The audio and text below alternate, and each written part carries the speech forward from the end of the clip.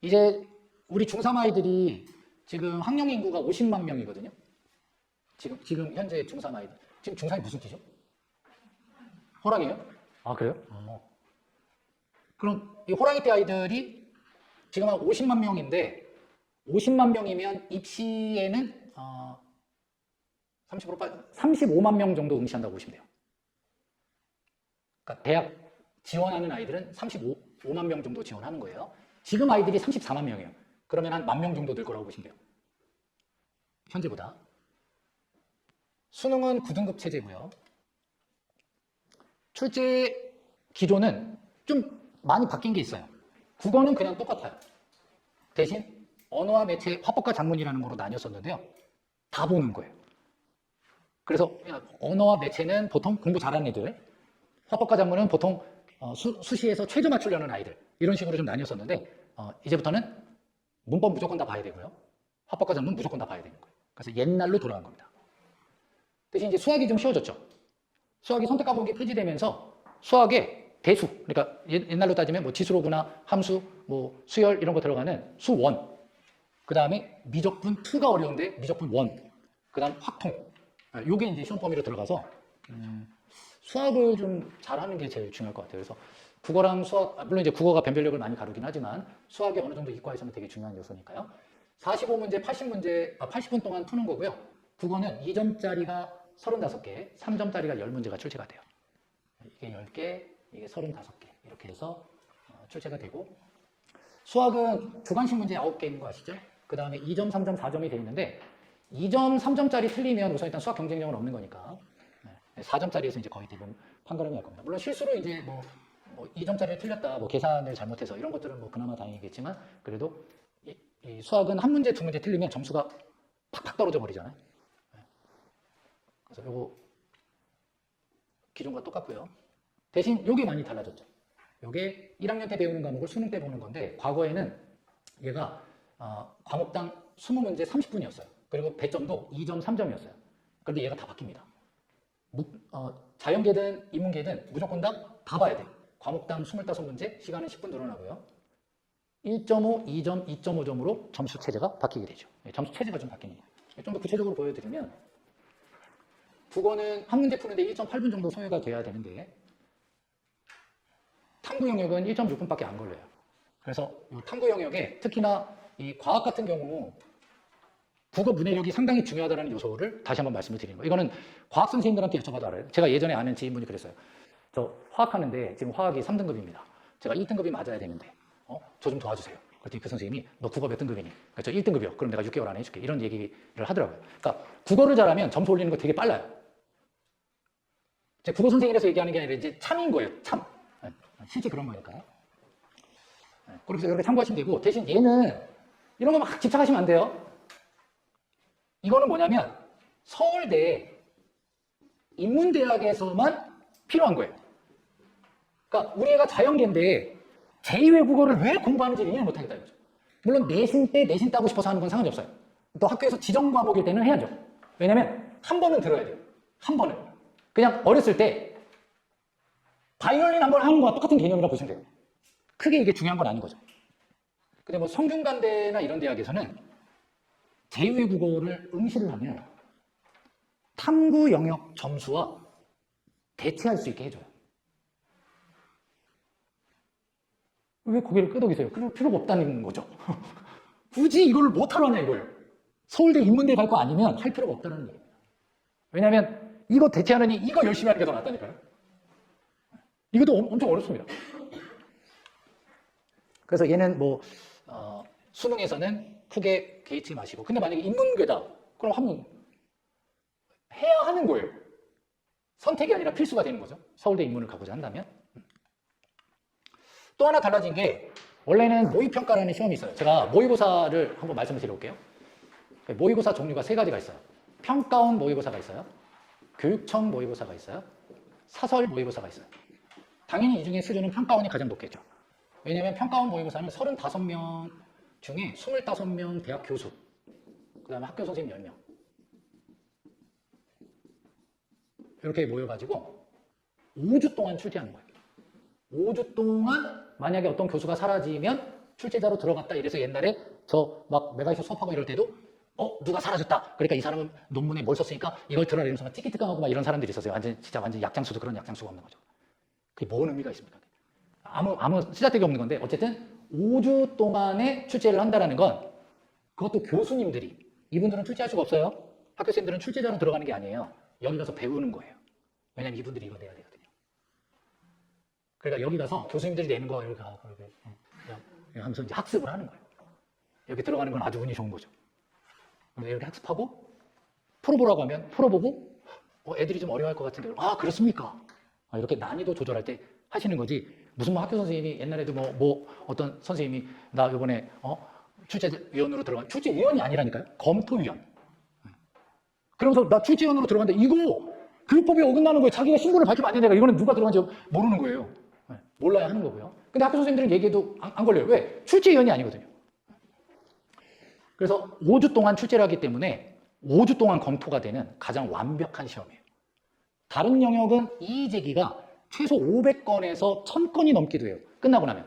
국어는 물론 국어도 이의 제기가 많습니다. 근데 그 이의 제기가 아니라 화풀이에요.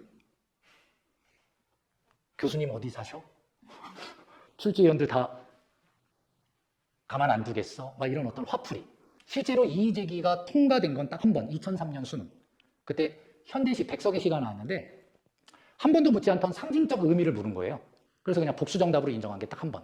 수능은 지금까지 국어 영역에선 이의 제기가 받아들여진 건 딱 그거 한 건입니다. 그만큼 가장 완벽한 논리로 출제를 하는 거예요. 근데 이 교육청은 이의 제기 엄청 많아요. 문제 잘못 내는 것도 많고요. 왜? 이건 학교생들이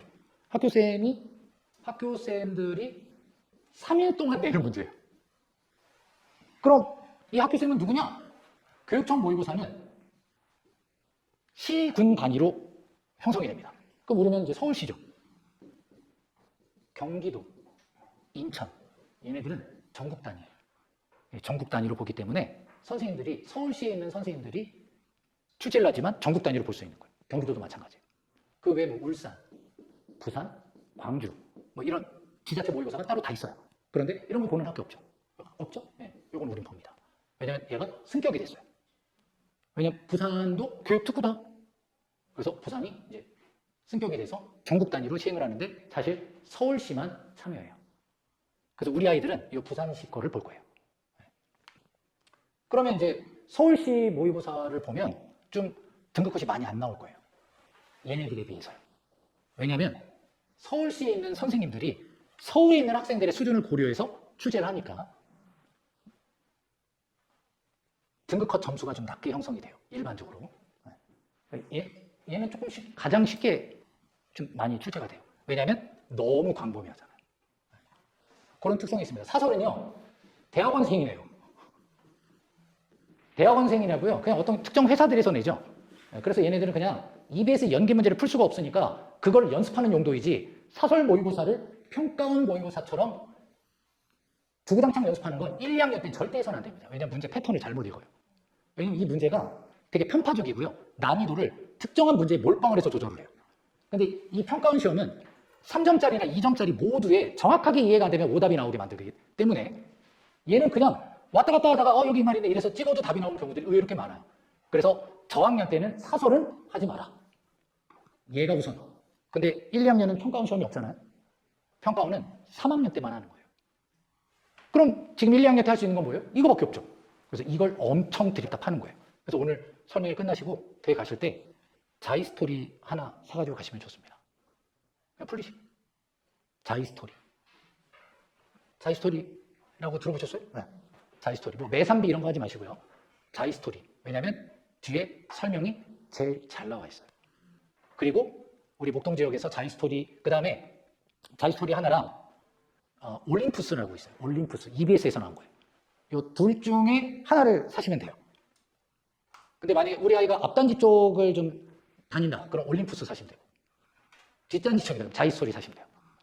그래서 요거로 연습을 좀 미리 좀 해놓으면 어차피 내신 때 그거 부교대로 쓸 거거든요. 그럼 한 번 더 보는 거죠. 그때 새 거로 하나 또 사주시면 돼요.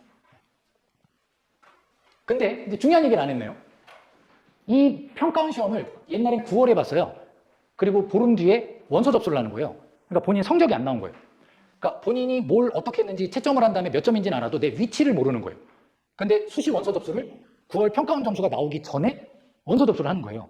그래서 이제 우리 아이들은 8월 달로 시험이 바뀝니다. 그러면 6월 달, 8월 달. 그러니까 두 번. 그러니까 6월 달에 보고 9월 달에 봤던 걸 6월 달에 보고 그걸 고치는 시간이 2달밖에 안 되는 거예요.